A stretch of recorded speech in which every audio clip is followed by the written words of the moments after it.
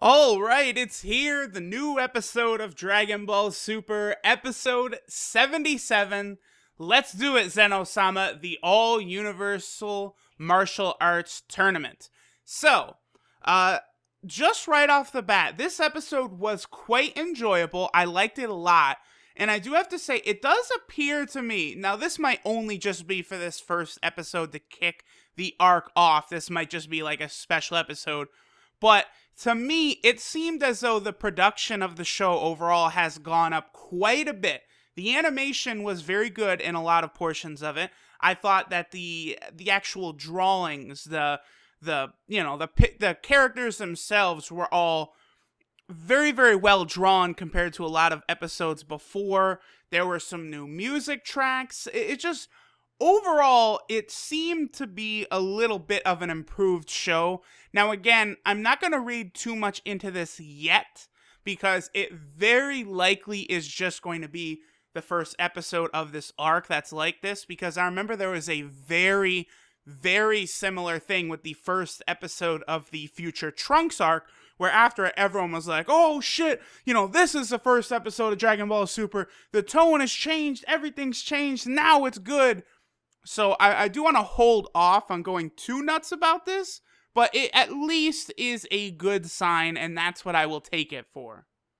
Now, there is a new intro, which is nice, because the last one was getting a little stale. Now, it's not really Dragon Ball style to have tons of intros and openings. I mean, look at Dragon Ball Z. Over the 291 episodes, there were only 2 intros. And this one is pretty interesting. We do get a good look at a lot of the characters who have yet to be introduced in the show. Some of the Gods of Destruction attendants, as well as other Gods of Destructions. And there also is an unnamed fighter who is fighting Goku in the intro a lot. This very well could be, one of the supreme fighters of some other universe, because we see Goku, transforming all the way to Super Saiyan Blue to fight this guy. And there's a shot in which it kind of looks like Goku might get a new transformation, or it might just be the Kaioken Blue, or it almost kind of looks like Super Saiyan God to me. It's just a quick shot. There's nothing you could really take out of it other than maybe a hint to something that'll happen down the line in the fight against this guy, but it definitely does seem quite exciting. Now, one thing I thought was pretty interesting is this episode opens up the first 2 scenes. The first scene, we see the 2 Zeno-samas are they're doing some sort of game where it looks like they're moving like these planets around. Like, it's almost like, think of like a Connect 4 or something, and they're kind of like moving planets around. Although there is like a bit of an implication that they're actually moving like real life planets and destroying them, which is quite terrifying if you think about it.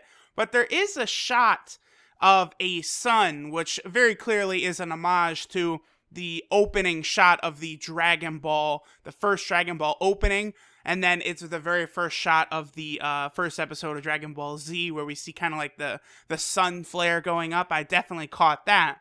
Then in the second scene, we see Goku is in his farmer outfit, and he's selling a lot of produce that he's, made to get money for Chi-Chi. And he says, like, oh, I've picked up quite a lot of money this time. Chi-Chi's gonna stop nagging. And it is cool, because he sells it at, like, a farmer's market or something.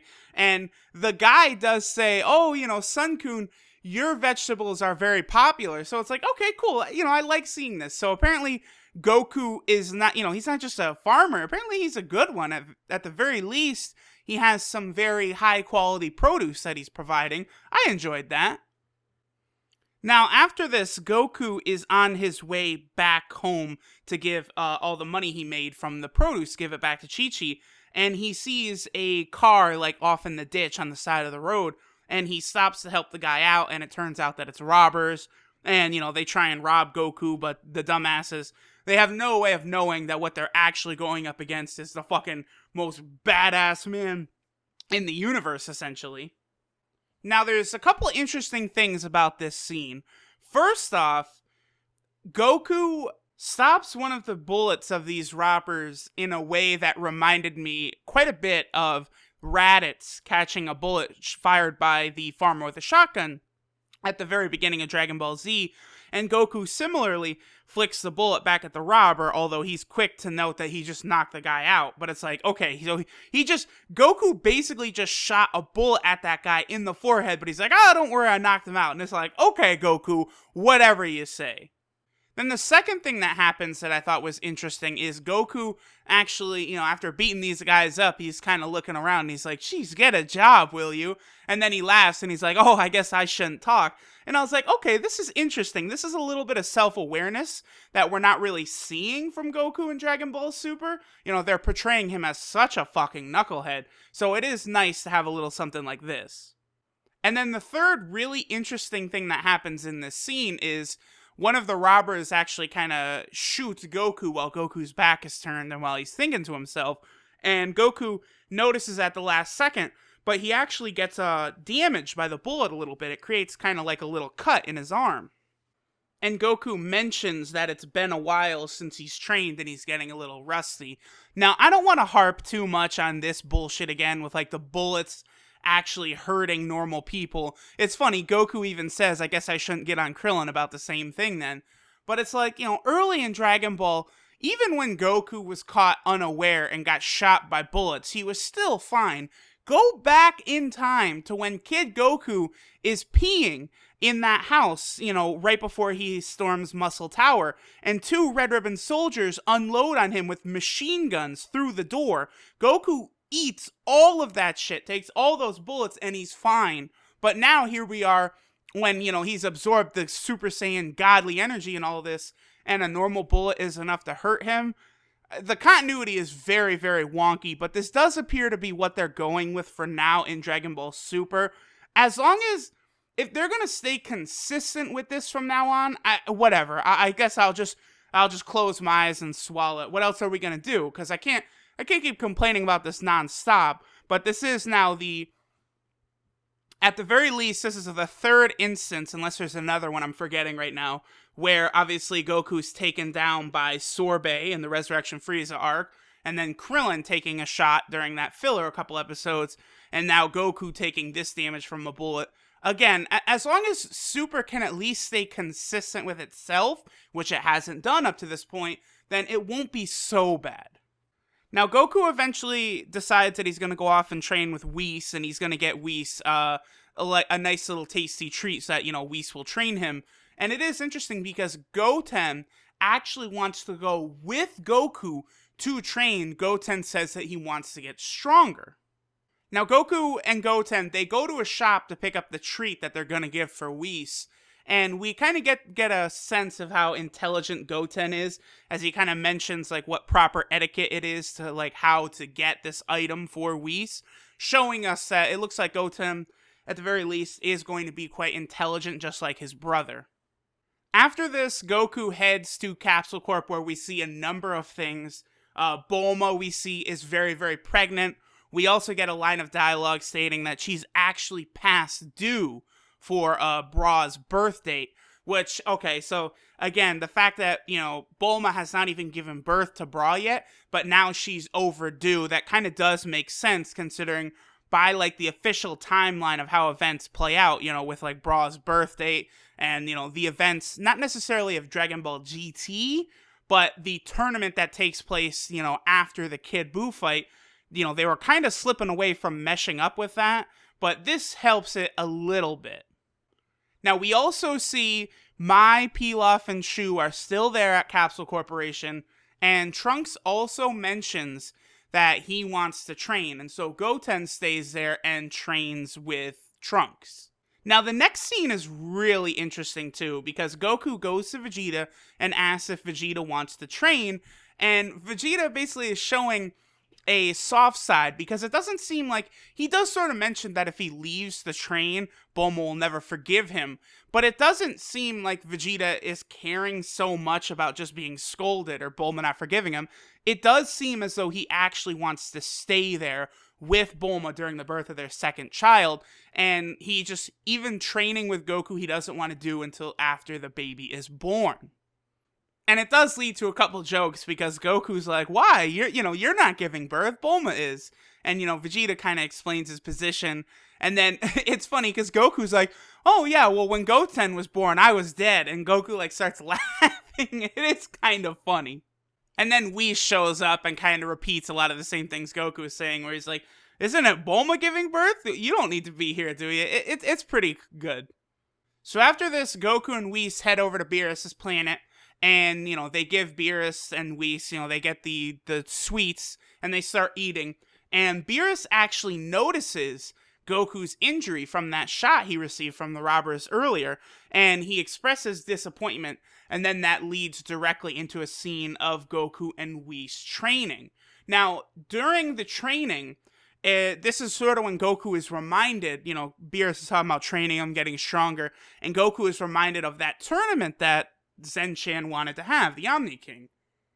Now, this next scene was very, very interesting because Goku pulls out the button and he, one side, if he presses it, the Omni King will come to him. If he presses the other side of it, he will actually go to the Omni King.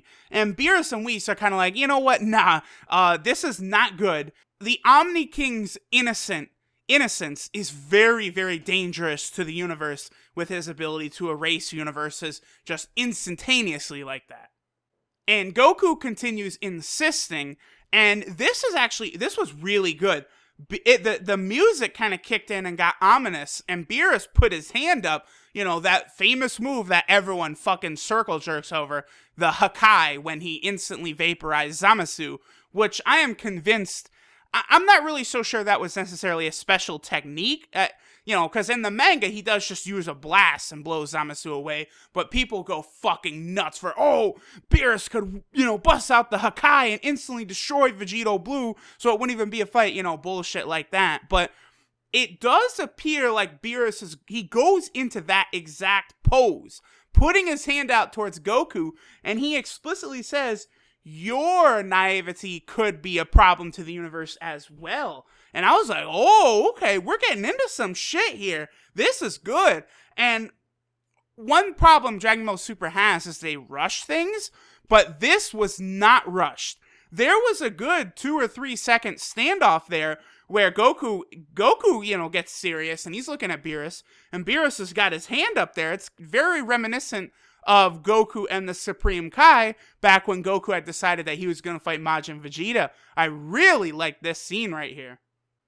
But Goku tricks Beerus and Whis. He kind of like flips the button up like a coin, and Beerus and Whis look up, and then Goku's like, fooled ya. He had never actually tossed it up. He kept it in his hand, and then he teleports over to the Omni King's palace. There he meets up with the Great Priest, and he eventually asks the Omni King what's going on with the tournament, and the Omni King reveals that he forgot, and then the future Omni King is like, what is this? And it's decided that they're going to have the tournament. They're very, very excited about it, and the Great Priest kind of decides, okay, we'll come up with all the details, and we will contact the Supreme Kais in the future and let them know the details of the tournament.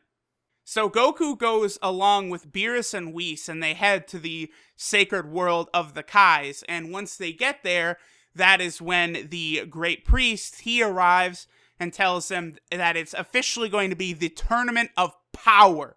Fucking badass name. And that each universe is going to have their 10 fighters, a 10-man tournament. So this is the first officially that we're hearing of that in the show.